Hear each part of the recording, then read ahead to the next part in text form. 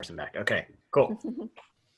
All right, we're going to officially start now and kick it off. Welcome to BayAreaSearch.org's April virtual meetup, and thank you for attending this local SF meetup. Given the global nature of this pandemic and the likely subsequent recession that still has even China struggling to get to a V-shaped recovery to past economic growth, our goal today is for this to be of help to struggling or worrying SEOs in all places. And of course, we appreciate any feedback you have afterwards as we learn the best ways for hosting these kinds of virtual meetups going forward. My name is Micah Fisher-Kirschner. I'm president of BayAreaSearch.org, local SEO meetup association in San Francisco, and am also the director of SEO and content at Turn River Capital. It is a growth equity firm also based in San Francisco. As you're likely aware, today's panelists include Jackie Chu, in-house SEO at Dropbox and former SEO at Uber and is Square. Sorry, formerly from Square. We also have Eli Schwartz, consultant and former SEO world traveler at SurveyMonkey. And of course, Arsen Rabinovich, founder and SEO at Top Hat Rank, even though I think I'm really the only one wearing the hat today for this, so ignore the color. All right, so for the group, we surveyed our members and found that a supermajority of SEOs were initially negatively impacted, averaging a drop of about 50%. Mostly from the group, they were B2B, e-commerce, and even in health. Only a relatively small number of us here have been doing SEO for 10 plus years. So from your experience, how does this impact compare to the last recession in the mid 2000s? And when do you expect to see things go back to normal? So yeah, I started Top Hat Rank in 2009, which was like within a few months of the last recession. It was tough. Nobody was spending money on marketing at that time. So I started doing a little bit of research. I was doing marketing before starting Top Hat Rank, so I was kind of comfortable with my ability to like research verticals and niches and all that. So I started looking, and I figured out that there's certain verticals that thrive during recession. One of those verticals that I found, and I was looking specifically for ones that were spending money and that were booming, was commercial security companies. People were losing jobs. There was a lot of theft. There was a lot of construction that got put on hold because nobody was putting money into construction. So you had all kinds of stuff just laying around in construction sites, copper, machinery, what have you. So theft was just like skyrocketing. So these commercial security companies were booming. I went on Craigslist and I was looking around. Again, mind you, this was 2009, so like Craigslist was still hot.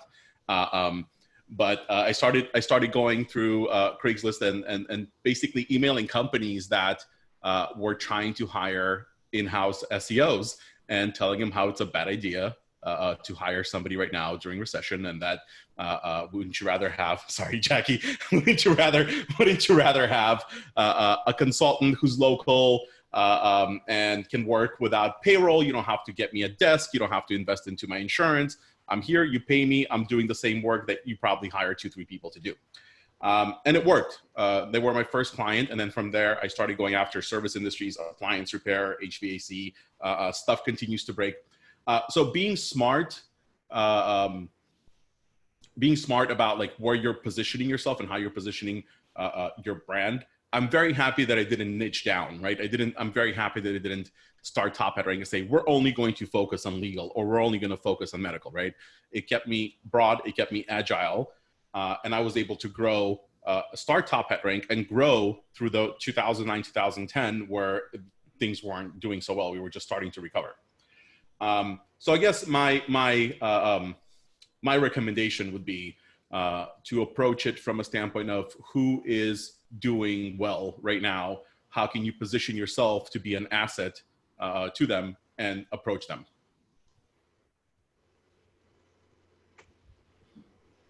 Jackie, you want to go first? Well, I started doing SEO in like 2011, so I was not actively working during this recession. But we're definitely playing this as like a long game, since of course, unemployment's at an all-time high.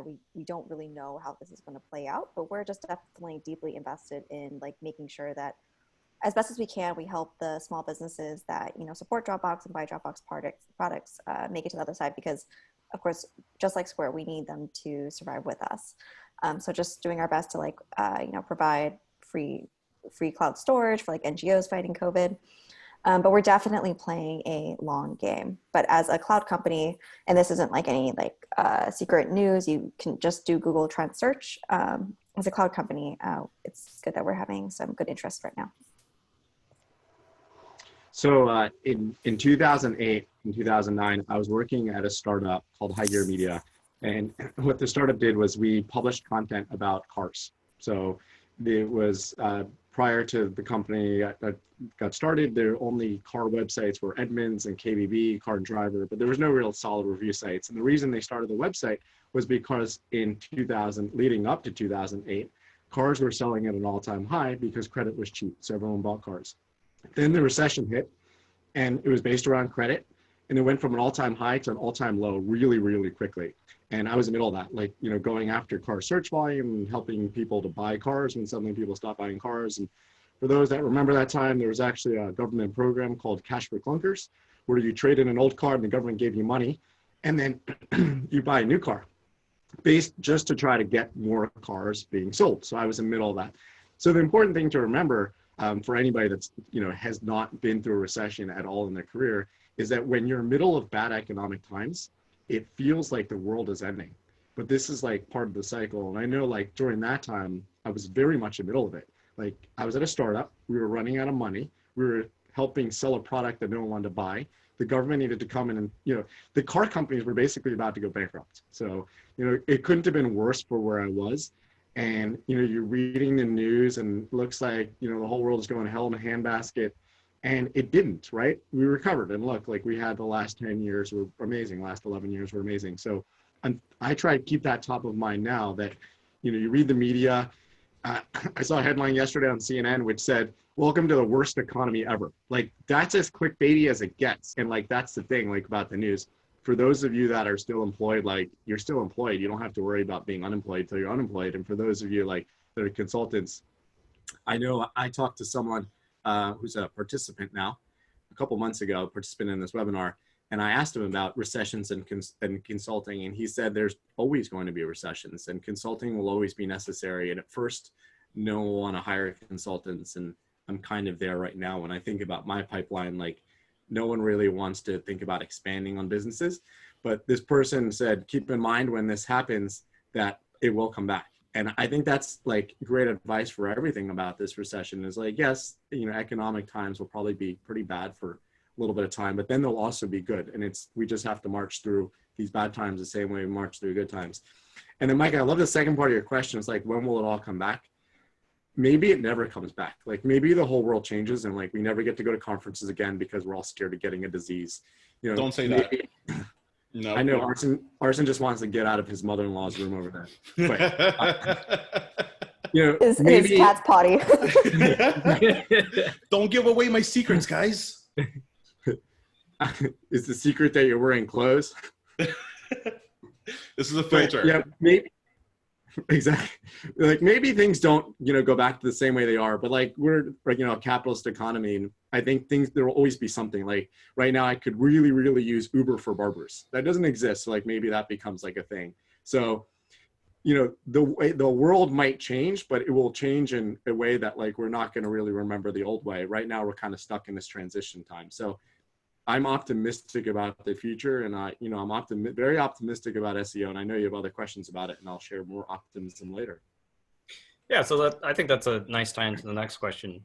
So since we're talking about transitions and things that are shifting, how are all of you shifting your roadmaps, your tactics, and or priorities due to this pandemic, or even in just preparation for a recession? And like, what's already working for you? Am I going to the group? I'll hand it over to Jackie. Well, I think the first thing I'm trying to do is like, of course, again, this is maybe hopefully our first and last pandemic. But the nice thing about SEO is that you're really on the front lines of this like huge like corpus of keyword data, right? Which paid search oftentimes doesn't have quite as much reach on or spread on, just because, you know, they have like LTV to CAC goals and they're super down funnel. So I've actually been trying to be really ahead of the conversations around how is COVID affecting our business, because we can really see in the search data, like how is it affecting business. Another thing that I've done too is I'm like, okay, look, we're in the cloud industry. We are seeing some good signs in some of our core jobs to be done. So rather than focus on my roadmap that originally was supposed to take me like maybe a year and a half, I'm like, hey, we should try to ride the wave as much as we possibly can, start doing conversion rate optimization on these pages, but also like carefully watching this cohort to see like, is this quality traffic? Like how are people converting, especially compared to like pre-COVID times? So I actually think that we are really super focused on COVID right now and like in our response to it, but I'm trying to be really proactive about like driving the conversation of how it's affecting our business, because I think SEO is particularly well poised to show like what users are searching for and what they really need and what's the core like job to be done that we can do for them like right now. So basically just kind of shifting to going all in on riding the wave as much as we can. So I think what's important to remember is not everyone is actually doing poorly now. So like, as I think about my clients, a few of my clients are doing better than they've ever done before. So I work with a company called Insight Timer. They're the most popular meditation app in the world. They always want to remind people that when they think about calm and headspace, more people use Insight Timer. They are breaking records like they've never broken before. Like people are spending more time on their app. The things that they help people do, like calm down and go to sleep, like people need that more than ever. I'm also working with a company that helps connect people looking to buy dogs. They've never done better than that. Like people are looking, you know, to combat loneliness by getting a pet.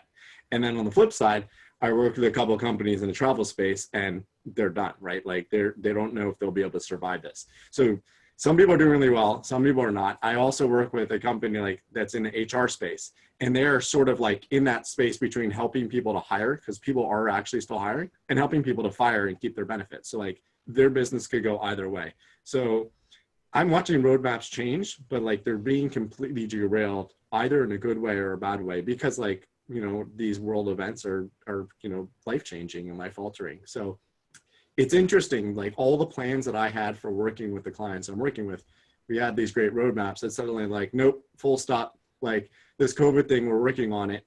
And then it changes every week because like, you know, maybe things are getting better or maybe things are getting worse, or maybe like the people I'm talking to feel very nervous about their own jobs and they want to do things that get them more attention. So this is a very, very weird time. And I feel like, you know, whatever we're doing now on roadmaps, like who knows if we'll get to Q4 in the way we think we'll get to Q4. Very similar. So we also have some clients who are just blossoming right now. We have a client that's one of the biggest appliance parts distributors in the US, and he's just crushing it right now. And nobody wants to have a repair technician in their house. So everybody's turning to DIY. So he's killing it. And then, you know, we lost and paused a lot of our clients. So all of our brick and mortar, we pretty much stop charging them, and we're continuing to maintain their rankings. But there's just like nothing happening right now. Everybody's home. We had a few brands who paused just because there's no budget. It has to be allocated elsewhere. And then our other clients are still chugging along and killing it. It all depends on the vertical. It all depends on how the company is positioned. We were surprised by a few brands who paused because we don't see why they would pause. Maybe it's just fear, uncertainty of the future, you know, preservation. But we also we do a lot of product build outs, so where we consult through the concept and architecture and topology pre-build. So we had a client who was hyper local focused on like DJs and music events in specific areas. It was a directory for that, and obviously that's not going to go anywhere now. So they pivoted really fast, got us on the call, pivoted. They said, hey, we're halfway done with our application right now. We're going to pivot to virtual events. So we had to redo the entire strategy, everything. So there's some brands that can move over and adjust. And then there's some who just got to hunker down and wait through it. Yeah, one of the interesting things, even though I've been seeing, is particularly since you mentioned on events, is the budget for actual going to events completely wiped out. And if you're fortunate enough in the business, you can then shift that budget to other areas, preferably online or even maybe some virtual events that normally wasn't going to be budgeted for the year in order to kind of offset some of the downturn that's coming through. So some a little bit in areas of that kind of budget shifting is in order at this time as well. Let's shift a little bit more onto the personal side. Jackie, even for myself, but for you, someone who has to usually be in the office for work, what are some work at home like focus tips and just what's worked for you? Yeah, so I think that there's two things. It's one, I've been like really mindful of how I treat Zoom. So I think one of the things I try to do is I just tend to get much more focused work done in the morning, like the ritual of like coffee and like being by myself and like having things be more quiet. So I really just try to have my mornings be a little bit more open. I'm lucky I'm an early riser. And then I try to have my meetings touch in the afternoon when I'm like more chatty, when I want to talk to people. And then I try to make it so that there's not this like 30-minute gap in between, because I personally find that really disruptive. And I'm like, if I'm going to talk to people and I need to unblock things in person, I'd rather just get those conversations out of the way. Like, what can I really do in 30 minutes anyway? So I'll try to like squish them into like a certain time period. Another thing is too, that's honestly really helped me, other than like noise canceling headphones and like the peaceful guitar playlist on Spotify, is just being really cognizant of my exercise. I think that's really important to take care of like your mental and physical health too. And I don't know if you guys like track things like your steps. I've noticed like I was dropping down to like 1,000 steps when I was used to doing like 10,000. So I really try to like, give my dog a good walk, get some exercise on the morning, and just getting that vitamin D really helps like my mood and like how I feel about the day. But yeah, so being really super cognizant mostly about like how I police Zoom. But I think also on the opposite end, it's also forcing people to just hop onto like a 5 or 10 minute Zoom call if we're like going back and forth for like 30 minutes on Slack or through emails, like, and they're just not getting through. I'm like, hey, we just need to like talk about this in person so we can move on and like figure out next steps. Yeah, well, for the rest of us as parents on the panel here, Eli, you've got what, 4 kids that now aren't in school? How the heck are you even handling your sanity? So I used to work at home, and that was fine. I really like being at home, but now like a school has moved into my house, so that's challenging. Luckily for me, my wife is a teacher, so like she likes working with the kids and having a curriculum, and she doesn't even like the the stuff they're getting from their school. She wants her own curriculum, and it's less disruptive. Like each kid with their different Zoom times and like needing to be managed is challenging. I have to organize my calls around it. Like, because like I've been working at home for a long time, I feel like my kids are used to like me being on meetings and not bothering me, where like now I'm talking to clients like on Zoom calls. And like yesterday I was on a call, and the person I was talking to like literally started getting punched in the face by her kid. She's like, I'm sorry, I gotta go.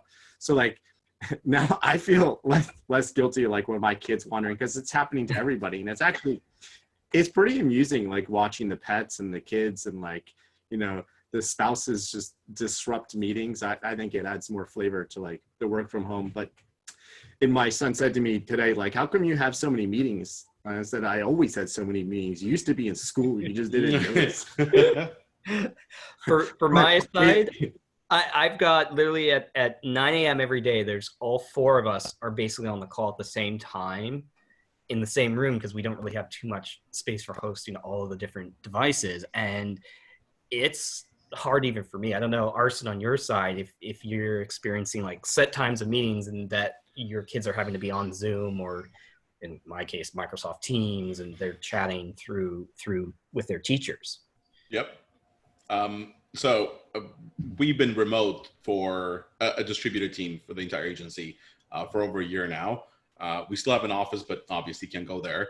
And I would work from home a few days a week, typically just go to the office to do all kinds of other stuff. And working from home was easy because Liam was in school, and during the day it's quiet, right? So I can do my calls from anywhere, living room, dining.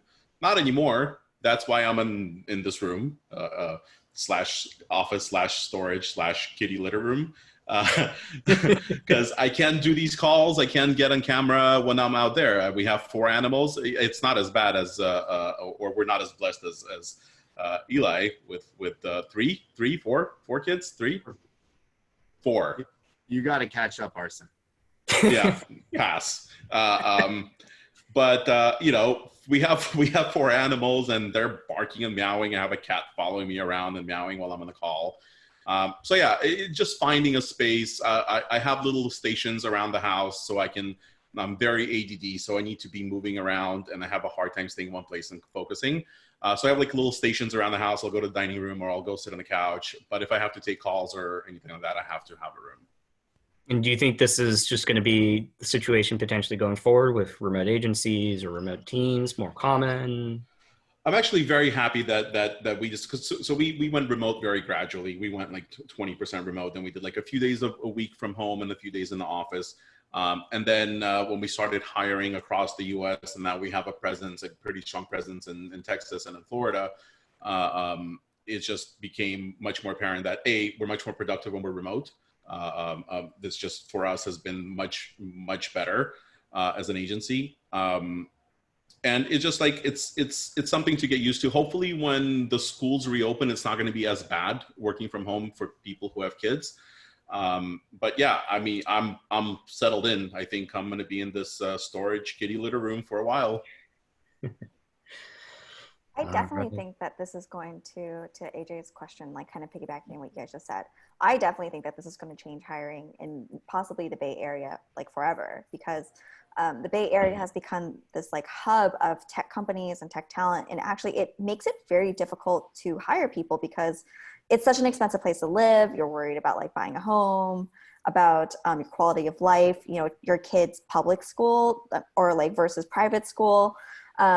And actually, I have seen a lot of really incredible talent in my time in Bay Area tech, like leave because people just don't feel like they can have a good quality of life here. So I really think it would actually, if like this is like a social experiment that we're almost in right now, right? Which is like, can your team and your business actually still function remotely? And if so, I actually think that companies and employees will be better off because companies will have a larger pool of employees to tap into, and employees then can live in the places that they want to live, whether that's in like, you know, the Bay Area or somewhere like more remote. So let's talk a little bit about that shift and kind of how people are changing. Now, moving in more towards kind of the online world a bit and purchase intents, what are those user intent shifts you see within your clients or your industry? And it's for the group. We're noticing, so with this one particular client who made the pivot from in-person hyper-localized events to putting out an app that kind of allows it. So things like House Party merged with Zoom, merged with a few other applications like TikTok and whatever the other one that lets you observe people playing games. So all those functionalities are there. The hard part was doing the demo and the keyword and the intent analysis, because a lot of these queries are so brand new. So like, here's an example, a virtual DJ party, right? Virtual DJ is a brand of DJ equipment, right? So the way Google's templatizing that result, it's very brand specific for the virtual DJ, right?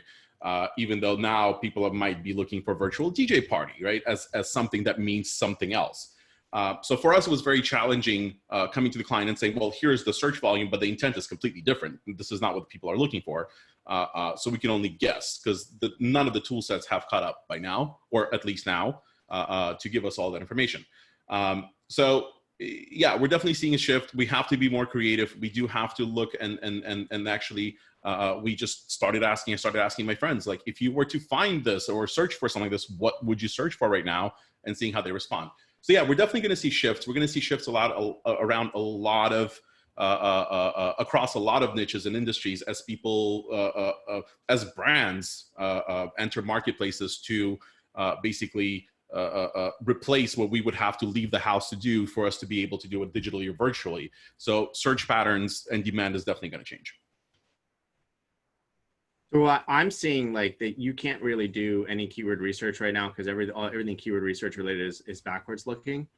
But what I'm finding is you can get a lot of very interesting things for once from Google Trends, because you can see these trends happening in real time, like how much has changed. And Google actually has like a COVID trends thing, which is cool because like that's where you can see things that are related to COVID but are not COVID.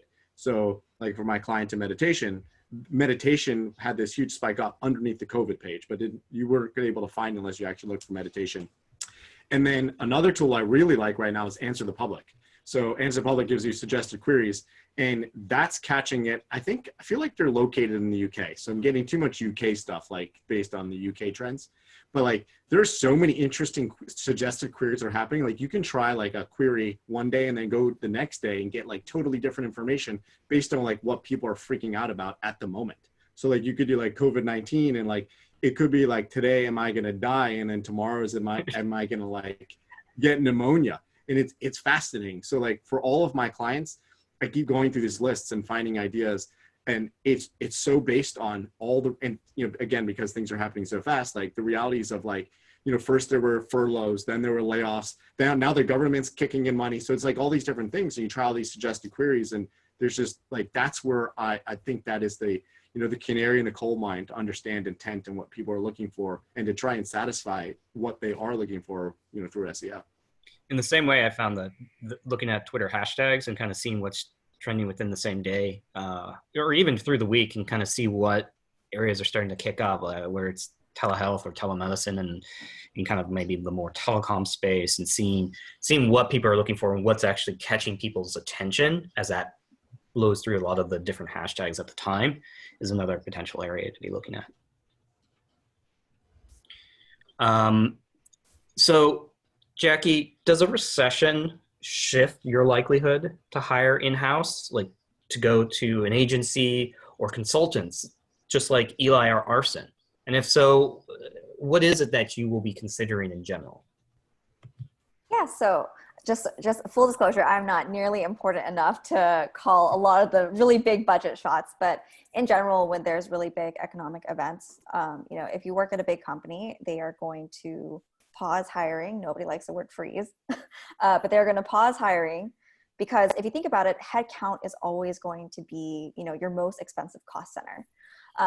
So it's just natural for them to do that. That's why a lot of times in-house teams will then start advocating for agency budget, just because agency budget is is generally easier to secure, because even though the per hour cost might seem higher, there's less commitment to the agency, because, you know, you don't have to worry about like, you don't have a recruiting cost, you don't have an HR cost, you don't pay for their benefits, you don't have to employ this person next year.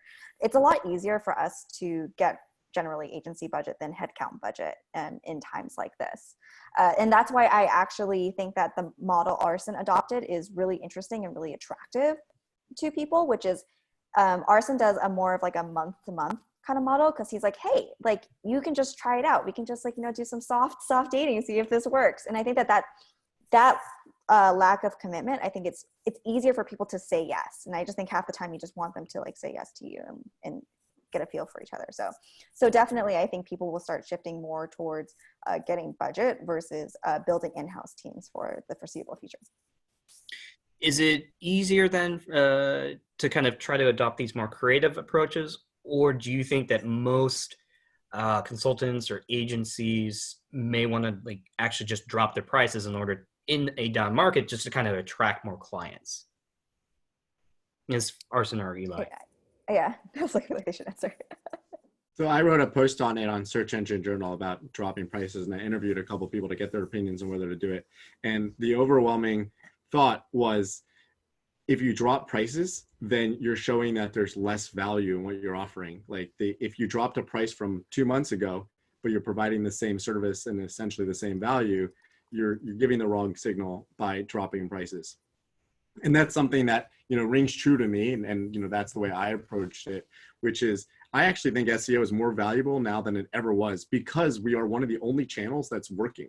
Like I never used to watch TV, but now like I watch a little bit of the nightly news because I just in case something changed in like the hour before I check like my phone, like maybe they found a cure or something like that. So you watch the nightly news, and what's fascinating is that there are these commercials. So like from whatever channel I'm watching, whether it's Fox or CBS or NBC, there's a commercial from that channel, at least in every commercial break, about like how we're all in this together and we need to stay home. That's a free ad that the TV station is running because whoever bought that ad canceled on them. So like all that budget that used to go into like TV, billboards don't make so much sense anymore if no one's on the road. The conferences that disappeared where people had booths or like, you know, full on sponsorships, that's gone. Airline magazines, no one's flying, that's gone. Paid marketing, like Google released their earnings yesterday. Paid marketing is way off. And actually it's cheaper now. But what I found from my clients is that their funnels are broken. Whereas you used to have like 30 days to close a deal, or you know, maybe it's 3 months to close a deal. No one knows what that is. So they don't know what their CAC is going to be. They don't know what their LTV is going to be. They don't know if their clients, like if they sign a long-term deal, if their client's going to go out of business. They don't know if their client's going to be able to afford to pay what they say they're going to pay. But that leaves us, right? That leaves us being able to build something sustainable. If you're doing SEO right, you don't need to like, you know, continue to put money into the same thing the way you do with paid marketing. Like I always think about paid marketing as like, you know, you're renting, right? You're giving Google money for that space and Facebook money for that space. And as soon as you stop giving money, you're gone. Whereas SEO, we're like, we're building a home. And if you do that right and you construct a good website and create great content, a great user experience and good CRO, like those conversions will continue even if you leave the building, turn the lights off and go on vacation. So that is like what I talk to my clients about. You know, many of them are too nervous to really put that money in it, but that money, if it's still available, that other money from like those other channels, that's sitting on the sidelines waiting to deploy into some marketing, provided like the business is optimistic and is forward looking and they think like they want to build something for the future. That's us, right? Like SEO is, you know, it's our time to shine. Yeah, I mean, listen, we didn't drop our prices. We already operate, like we try to be as competitive as possible for, and not tooting our own horn, but for the quality of work that we do, we're very much underpriced already to be competitive with our proposals. But I got to tell you, certain verticals that are struggling and need help, we did drop prices on certain things, on some hard deliverables, right? Just to make sure that we can sustain them and maintain them, right? So it wasn't like a drop in price as a response from us as a brand because we needed more business or because we decided we wanted to like be more appealing during this time. It was a drop in price to assist a struggling vertical that still needs our help. They're still making money, just not as much. A lot of the, with traffic going up for a lot of these lifestyle bloggers who talk about like DIY and recipes and all of that, right? They're seeing an increase in traffic to the site, but the RPM is down. So even though there's more traffic, it's not necessarily translating into more money, right? For them. So we did lower certain hard deliverables like content and some of the outreach that we do for link building. We lowered the prices on that to make it more affordable, so they don't have to pause with us. But then other clients, definitely, like we had clients come to us and say, you know, we'd like to get a reduced rate, and we would review and say, look, you're still doing good. There doesn't make sense for us to drop. You know, if you want to pause, you can pause and come back. So we have these like 90-day pauses, and hopefully they'll be back. So in this type of situation where SEO is often sometimes seen as a bit more of the riskier or uncertain type of channel, how do you find the budget to continue on SEO projects in this kind of market? So I'll answer from like an in-house standpoint. So I spent a lot of time at SurveyMonkey. The budget is already given. So like from a budgeting standpoint, in the year prior, you fight for your budget, they give it to you. You, like Micah, you mentioned earlier, their events budget, right? That's there, it's in the budget. In order for it to come out of your budget, someone has to go seize it from you. They have to like send you a note saying like, hey, you're no longer allowed to spend that money. So for those that are smart, and that may happen, you know, the quarters, and like we're right now in the second quarter, like if that money has stayed in your budget for the second quarter, like go spend it, like go grab that other budget. if there's paid marketing budget and your paid marketing colleague's not spending it, like that's the time to like negotiate and see like, hey, can you go to bat for me now and like share some of that budget?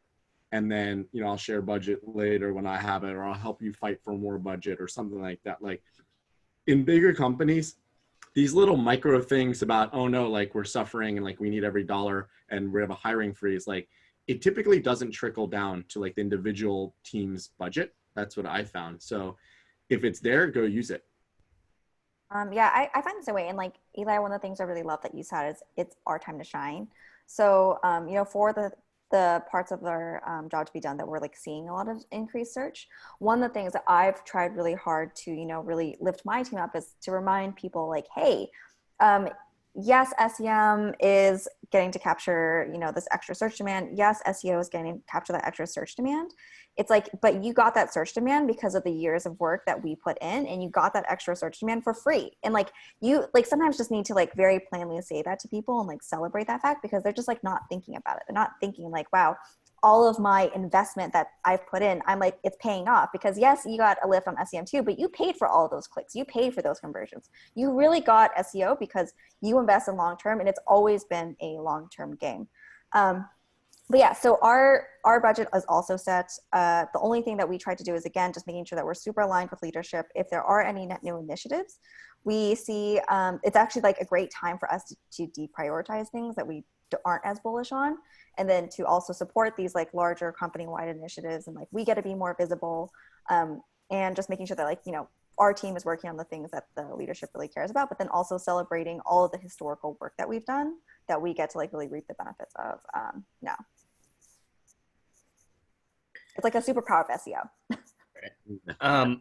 When I was in the last recession, I often saw budget taken away from and kind of the reduction of staff on the paid side. And I know as SEOs, sometimes we like to joke about paid folks being our evil twins, but kind of what goes through your head with them during this kind of time period?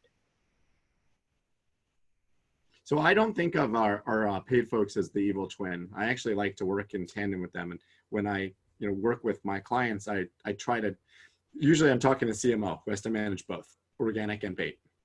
So it doesn't help to say like, I don't like your other child, like hire me because I'm going to fight with your other child. Like that's not going to help. So typically what I explain is SEO and SEM are two different places in the funnel. Paid marketing will be closer to conversion, because if it's not, if you're paying money for something and it doesn't actually convert fairly quickly, then you're wasting money. Whereas organic and SEO will be much higher in the funnel. So provided you structure your attribution, your analytics correctly, and you have that like holistic understanding of how this works, then SEO makes a lot of sense, because we bring people to the site for people to generate awareness, maybe not to convert, and then paid marketing can convert them once they already know what they want. So like with that in mind, like, and they're certainly not our enemy and not our evil twin, like working in tandem with them, say, you bid on these keywords that help convert, because like, and then leave budget for me to like go ahead and do more awareness. Like, let me create more content, which will help you convert more people later on. Yeah. So We're seeing, go ahead. No, go ahead. So we on the Top Hat social side of business, not so much on the Top Hat rank side, we are doing more retargeting work. The brands are much to basically continue what Eli was saying. They already spend the money on bringing the traffic in, right? So retargeting, remarketing has been kind of climbing, I want to say, for us right now. But yeah, people are much more concerned about what their cost per acquisition is, and how much can they retain of it, and trying to squeeze as much lemon juice out of each lemon as possible. So we are seeing an increase in that now. Yeah, so I feel like the evil twin thing comes from probably like the brand incrementality questions. Just I mean, that's its own rabbit hole, and I've always seen it be incremental, so I'd love people to like let me know if it's otherwise. But I also think that we're such a great knowledge center for our leadership right now, just because, again, depending on like what revenue trends we're seeing, of course, leadership is hungry for how is COVID affecting our business, just like we're hungry for, you know, just personal information about COVID and what's going on in the world. And search is so well poised to like answer those questions. It's like, why is there an increase in search demand? Where is it going? What is the job to be done that we're like solving for now? And again, like SEM just has like so much more data than we do. So they're able to like verify things like, yes, it's these keywords. Yes, the cohort is the same quality. We're not seeing churn change. And so they're able to give that data like much more granularly and like reinforce the fact that we should be like leaning into what's working right now. So I want to take one question from our group that they sent out. We received earlier, because I really love this SEO question and kind of the thought process behind it. Going back with the major demand and supply has just been nulled out for dynamic product and services, whether it's flights from San Francisco to Shanghai or no haircut jobs now in San Jose. Yet a lot of these will come back months later. So how should these sites handle this in the meantime without incurring the wrath of Panda or other SEO issues, given kind of the length of this crisis? So how would Panda affect this? Maybe I'm not fully. Well, imagine essentially everything's now blank. All the stuff is gone. Your inventory. Oh, you're saying there's nothing like a directory that's not populated with offers. Correct. Gotcha. Yeah. Okay. But you don't want to lose the rankings. You don't want to just suddenly disappear. But everybody else is now suddenly. Yeah. So you just got to be creative. Same thing with the example that I brought up earlier with my client pivoting. We structured a freaking local directory for local events. We had state, city, zip, event type, and you can filter and all of that. The architecture is still being worked on, and we're still going to put it in place. We had to reorganize how we're presenting data on the homepage. Did a lot of interesting canonical work. But yeah, absolutely. We're maintaining that, because once there's an all clear, people are going to party. They're going to want to party, right? So we want to be there as soon as it clears up, maintaining it, making sure, like, I would probably not continue like growing those informational silos. Like I wouldn't invest money into content and content marketing and link building per se. For those silos, but support, keeping them and maintaining them, obviously. And you can, we did it with canonicals. We just kind of reorganized it, a lot of, no index and out of stock and all of that, but still maintaining it. Absolutely.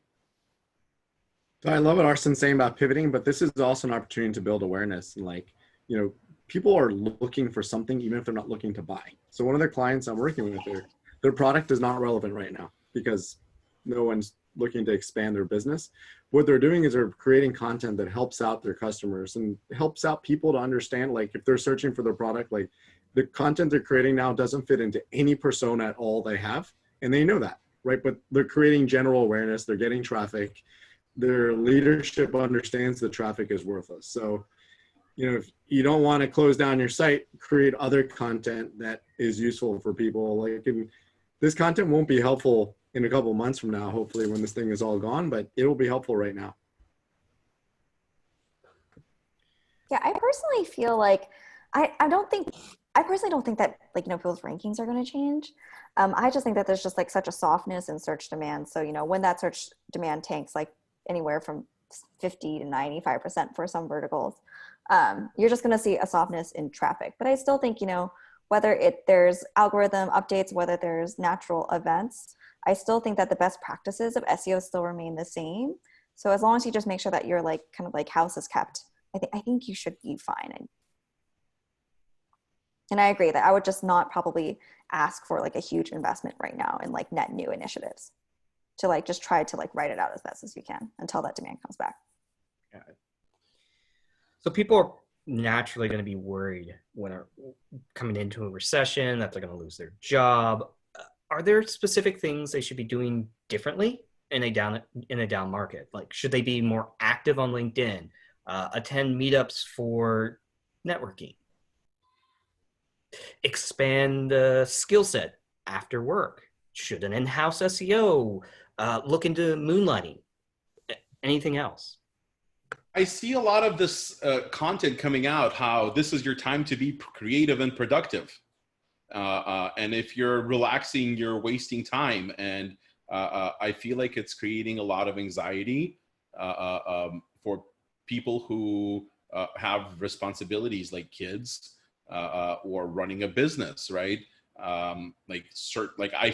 There's, we're an agency. There's always initiatives and there's always shit on the, pardon language, on the back burner. Was I the first one to curse today? Yeah. This has been pretty PG. Nice. Okay. There's always shit on the back burner that we can be working on.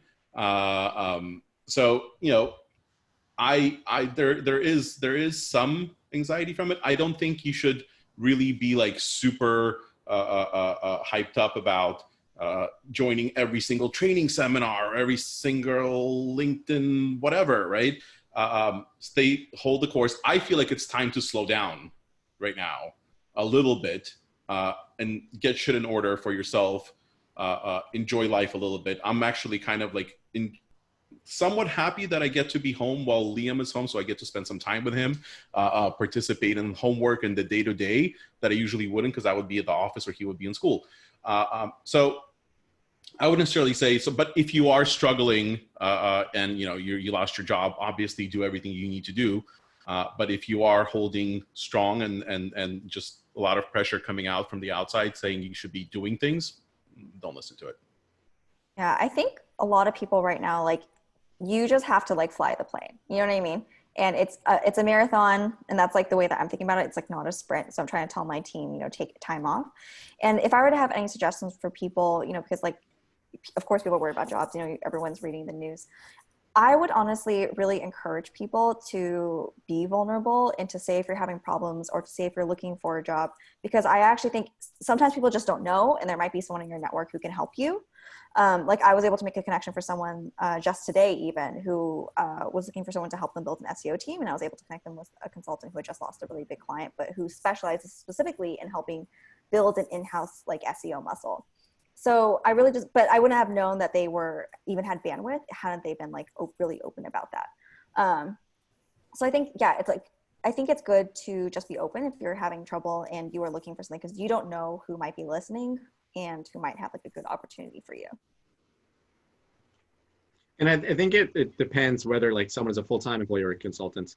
If you're a full-time employee now, living through the last recession is probably a good time to keep your head down. Like, don't remind anyone, just do your job. I don't think anybody that has kids at home is able to work 8 hours a day. If your boss has kids at home, they're not working 8 hours a day. So like, let's all keep that a secret between ourselves, like that everyone's going crazy. So don't worry about like, starting new initiatives and proving that like you're working harder than everyone else and being on Slack and Zoom at all the crazy hours. Just like, survive. I think that's the most important now, is just to survive. And for people that are laid off or they're consultants, like, I think now it's a great time to level up and network. Like, networking couldn't be easier than it's ever been. Like, this meetup, I love the Bay Area Search Meetup, but I live in Palo Alto, and I always think about like how difficult it is to go to the city at 7 o'clock and then come home at 10:30 at night, taking the train or, riding my bike through some neighborhood where like I'm afraid I'm gonna get robbed, because that's where all the cool companies are. So true. But like, look at this. We're all here at the Bay Area Search Meetup, and Arsen managed to commute from LA. Like, networking is great. Like, everyone's on Facebook all day. They're on LinkedIn all day. Like, it's so great to build these connections, and Zoom helps to build like, cross-country connections easier than ever. And, you have an excuse to like, just jump on a Zoom or have a phone call with someone you don't usually talk to. And no one's saying like, can you find time to like meet me in person for coffee? Like, that's gone. Like, so, if you have time, now's a great time for building connections. If you don't have time, that's cool. Just like, let's get through it. You know what? I agree with you 99.9% on this. So SEO really isn't that bad. It is super easy to network. It is super easy to network right now, but there is, and that's why I was like, when the conferences might not come back, when you guys said that, I was really upset. You don't have that one-on-one, right? So like, we're right now chatting and we're all hanging out. If this was a meetup, right, in person, afterwards, I would be able to like have a conversation with Micah, right? I mean, we can shoot the shit for a little bit, right? So you are missing on that one-on-one and I can still do it, right? Through chat or whatever have you. But we're all busy. Once this is done, I'm gonna go check on my kid. Micah has 2 kids that he has to check on. So we're not gonna have that. We're not gonna have that time to that face-to-face connection, right? So that's what's going to be missing. And a lot of deals, especially during conferences, a lot of deals are made that way, right? So we can have these virtual and remote conferences where you can even have more attendees than people who would come in person, right? Because it's all virtual now. But I have a feeling that unless somebody finds a solution for it, that face-to-face, that one-on-one is going to be difficult. And a lot of consultants and like you and agencies like mine are going to miss out on some business because of it. Yeah, but with everything, there's always going to be some plus and minuses. The fact that we can have Eli show up and be a panelist for this, and the fact that it's virtual, or having differentially abled people show up to a virtual event because they can't actually attend certain places in person. These types of online meetings essentially are quite helpful in that regard than something even you can do in person. So it does have some of those plus and minuses there. I wanted to throw kind of one last question to the wind here, and just to get a more personal sense for you to the general community. What are you doing? What type of thing are you just doing now that whether it's a backlog or personal hobby that you're doing, since you're spending so much more time now at home, that you get to do that's kind of your fun thing? So for myself, I'm getting to do a bit more of 3D printing and building specific things, whether it's actually for the pandemic to building a phone mount on my desk that I can actually have and have it right then and there. What type of hobbies or backlogs are you enjoying? What are hobbies? Mine's so right? What are hobbies? All the parents are like, type of hobbies. They're like, is the kid fed? Is it still alive? Like, I just have a middle of the road dog, so I'm super lucky. I have noticed my alcohol consumption has increased quite a bit in quarantine. So I have put it upon myself to be the director of daily programming, and have now started picking up cocktails, because I was like, oh, I'm learning. That's what I'm doing. Babe, I'm learning. I'm bringing joy to our relationship. But it's actually been really fun, and I got like Crate and Barrel had a bunch of discounts on my barware, so I've literally just been learning like cocktail making, which has been super fun. Super fun. Little too much fun. I've been grilling a lot. I've been That's my favorite. Yeah, no, I've been doing a lot of grilling, all kinds of grilling. I have a few different grills that I alternate, but they're small, nothing big. But yeah, just doing a lot of grilling. Yeah, Topher, grilling. I'm just trying to write more. I have a book I've been wanting to write for a long time. I'm closer to finishing it. But I actually accomplished more when the kids weren't home. So this isn't really like a pandemic thing. This is like a pandemic disrupted thing. Eli, the intellectual. Jackie's like, I'm drinking. I'm grilling. Eli's like, I'm writing a book. On my grill while I'm drinking. Classy drinks, okay, Arsen. Oh, thanks. Stop showing off about your grill, okay? Some of us don't have yards. He didn't say he had a yard. You could have it on the back porch. He has a yard. Yeah. He does it on the kitty litter. You can put it on the kitty litter. There you go. So yeah, outside of that, I mean, I want to at least open up a little bit to the group here. If you have specific questions that you'd like to ask, now that you kind of got a set of folks here that during this virtual meetup, trying to ask some of the questions as it goes through. But if you have specific questions, now's a great time in the last 5 minutes or so. Probably take 1 or 2 questions if you got it. I see we have people from all over the world here. This is really cool. It is. Yeah. Thanks for organizing Bay Area Research. It's 3 a.m. in someone's time. Oof. Thanks for coming. There was a few questions up there that I kind of saw come through.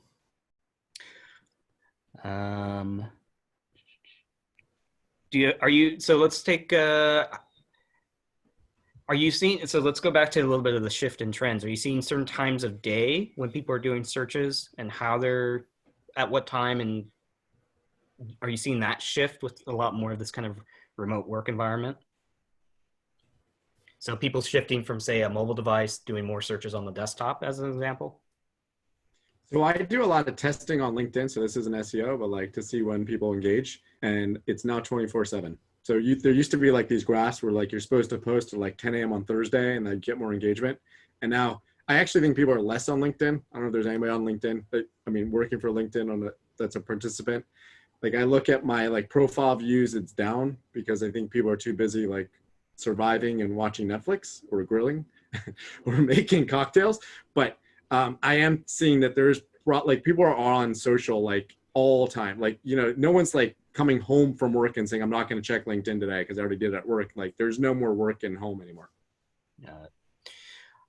With all the unemployment, if you were going to be hiring an SEO now, would you look for someone with major skills or a person that knows your industry and you train them about SEO? From Frank Watson. Hey, Frank.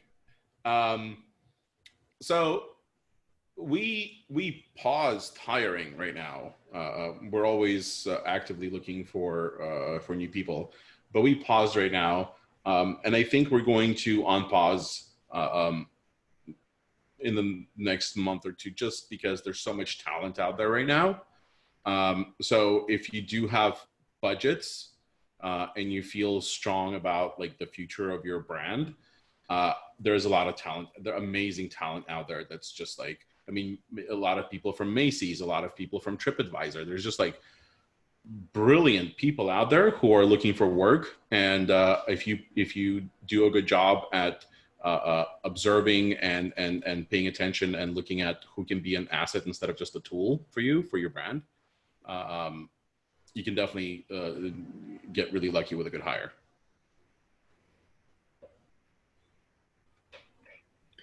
Yeah, definitely keep an eye out. I know that at least at one point, I can't say for sure now, but Uber's been looking for hires on the SEO side. Where I work, we're looking for like data analysts. Those are those kind of industries that if as people shift from one industry to another, I think there is a lot of opportunity. So maybe if you're able to go from an e-com to a B2B or vice versa, depending on where that is, that might be an area to be considering and expanding what you're looking at during this time as well. All right. So with that, I just want to say I'd like to thank everybody for attending. And please, give our panelists a virtual round of applause. There was a symbol on that somewhere in here, but looks like not on this one. So nonetheless, thank you all very much. If you are still hiring in this time period, please let us know, especially if you're in the Bay Area, so that we can help post them and let those who are job seeking be aware. If you have other ideas for future topics, please submit them over to us as well. We'll continue to kind of look to doing more of these. And so there's also many other virtual meetups upcoming throughout the next month or two. So keep an eye out for those as well. And of course, please like, follow, and subscribe to Bay Area. Subscribe, like, and comment. Across all the usual social media channels, and especially the one that Arsen doesn't know, which is called Twitch. But I live under a rock. Yeah. Support Lily the other day. Yeah. Which was like a delightful experience signing up for an account. Really? Yeah. I'm gonna check it out. So easy. Well, thank you everyone for coming. Thank you for organizing. Yeah, no problem. There. Bye. Bye.